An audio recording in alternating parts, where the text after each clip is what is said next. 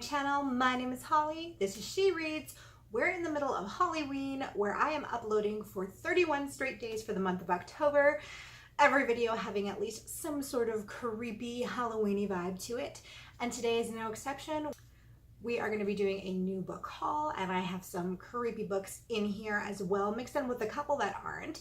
So we're going to go ahead and do those ones first, and then we'll get into the scarier ones. So about a month ago, my friend's family and I, as well as him, of course, we went to a different province to visit some of his family. There was a wedding there, so we saw a bunch of his family. We had a really great time, and his grandmother knows that I absolutely love to read, and she's been planning on downsizing into moving into a smaller condo. So she's been going through all of her stuff, and she brought me a couple of books that she thought that I might like. Typically, I don't read a lot of this genre that she brought me, but these are actually books that I've heard good things about that I actually might be interested in picking up. So the first book that she brought me is Eat, Pray, Love by Elizabeth Gilbert, and this one's pretty famous. I'm sure you've probably heard of it, and it is about a woman's search, basically, to find inner peace. I saw the movie when it came out and I enjoyed it, and I've always thought about picking up the book, so I think I might actually be really interested in reading this one. The next book that she brought me was My Friend Leonard by James Frey, and I really only know of James Frey from that huge scandal that he had where he had written the alcoholic memoir called A Million Little Pieces, and I remember that it came out that that was all fake, and that was a huge scandal, so I'm guessing that this is maybe his second book.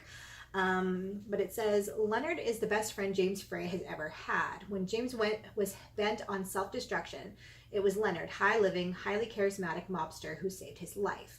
When James faced tremendous obstacles, both emotional and practical, to putting his life back together, Leonard offered support and his considerable, sometimes unmentionable influence and protection. So when James is released from his stint in jail, only to be rocked by a particularly cruel twist of fate, it's to Leonard that he turns for help. Leonard, of the outsized personality who greets James as my son, at the top of his lungs when he rushes into his life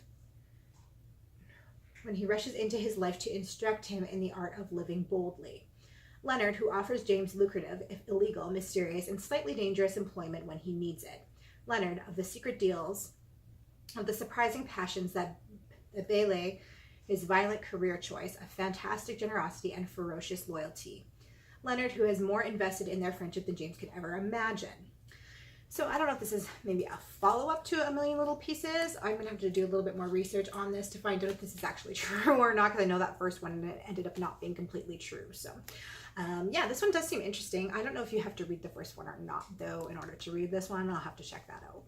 The next book that I picked up was Legendary by Stephanie Garber. This is a Caraval novel. This is the second in the 3-part series for Caraval, and I am so excited to read this one. I'm actually shocked that I haven't picked it up already because I've just been dying to read it. So this is going to be the next one that I finish after the Bestie Book Talk book that I'm reading for our next Bestie Book Talk. So this book follows Donatella, where they go in search of their mother at Caraval. The first one followed Scarlett as she went in search of Donatella during Caraval. So I absolutely loved the first one, gave it a raving 5 out of 5, so I'm sure that I'm going to feel the same way about this one. The next books that I got are actually in a series, and they are the House of Night series. So I started this series like when they first came out. I think so, probably about 10 or 12 years ago, and I really, really enjoyed them.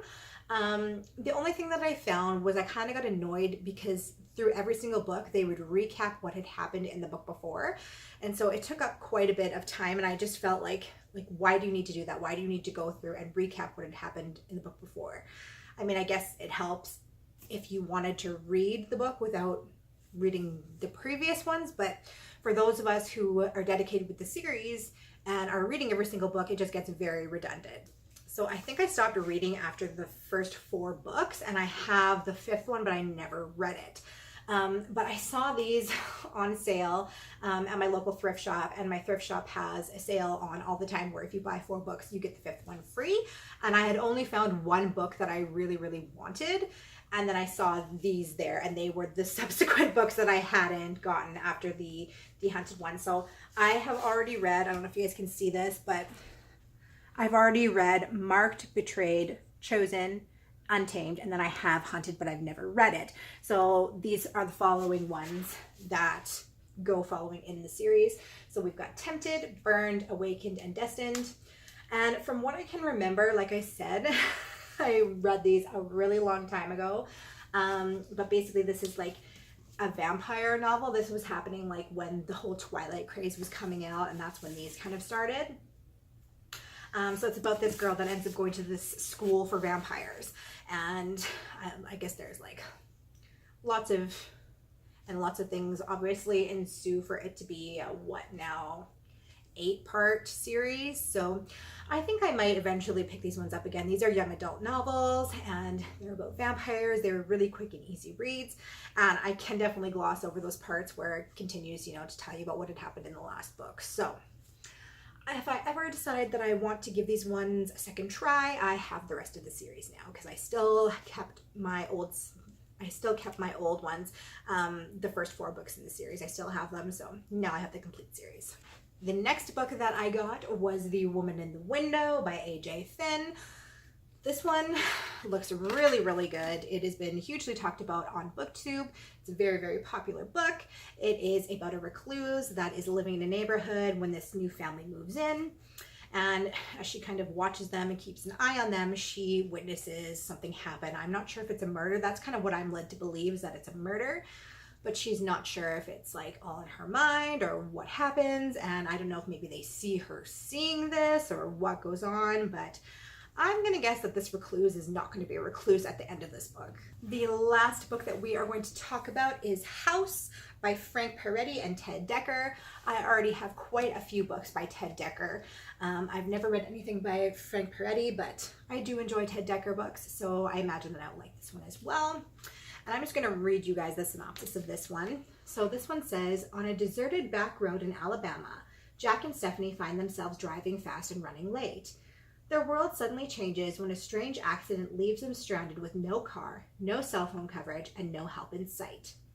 They have no choice except to continue on foot.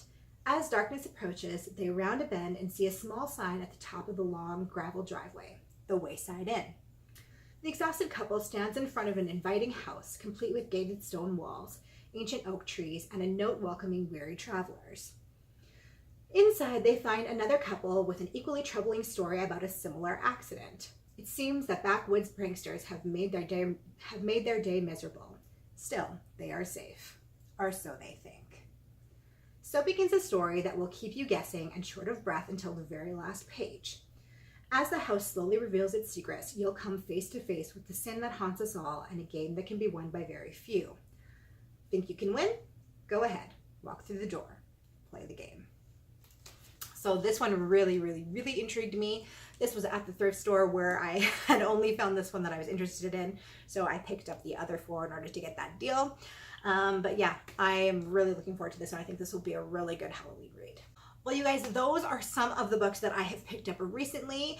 I got some of them at the bookstore and I got some of them at the thrift store. So I'm really looking forward to reading those. A few scary ones in there and finishing off a series that I had started to collect years ago. So let me know in the comments down below if you guys have read any of these. I'm sure a lot of you have read The Woman in the Window, and let me know if any of you have read the House of Night series and your thoughts on them. Did you kind of agree with me that they were really redundant in like continuing to copy out what had happened in the book before?